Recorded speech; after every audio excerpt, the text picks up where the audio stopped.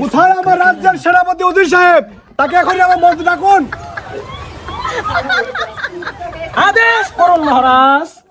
সেনাপতি উজির সাহেব, তুমি কি জানো যে আমার রাজ্যে কি হয়েছে? বলুন মহারাজ। তুমি কি কোনো খোঁজ খবর নেও যে রাজ্যে কি হয়েছে? বলুন মহারাজ।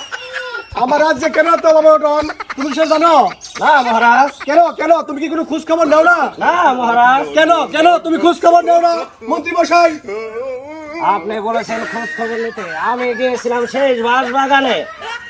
তো এখন আমার শোনো, আমার রাজ্যে কেন এত অবনটন? আমার এত বড় গোলাপ ধান, এত গম, এত পাট সবকিছু বেচে রাজ্যে বিলিয়ে দাও তুমি। অবশ্যই আদেশ করুন মহারাজ, আপনার কি শিরোধার্য আমার। ঠিক আছে মহারাজ, আমি চলে যাচ্ছি। আপনার কথা আমি অক্ষরে অক্ষরে পালন করব। ঠিক আছে মন্ত্রী মশাই, আপনি এবার আসতে পারেন। মহারাজ কি বাসায় আছেন? लेकिन ये साला कर क्या रहे কি हैं? হয়েছে প্রধান সাহেব? আমি বাসায় আছি, আসেন। মহারাজ, আপনার কাছে তো আমি একটা বিচার নিয়ে আইছি। কি বিচার? প্রধান সাহেব আপনি বসতে পারেন। মহারাজ, আমি 10 দিন ধরে বাথরুম দিছি, নতুন করে বাথরুম করবার যে আমি পায়খানার ভিতর ভাঙিয়ে পড়ে গেছি। কিভাবে পড়লে তুমি? মহারাজ, পল্টু মিস্ত্রি আমার টয়লেট দিছে, আমি বাথরুম করবার যে ভাঙিয়ে পড়ে গেছি। এটা আপনার কাছে আমি বিচার চাই। আমার রাজ্যের সেনারা কোথায়?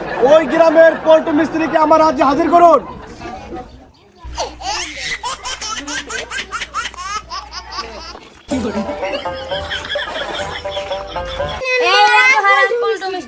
ঠিক আছে, তোমরা যাও।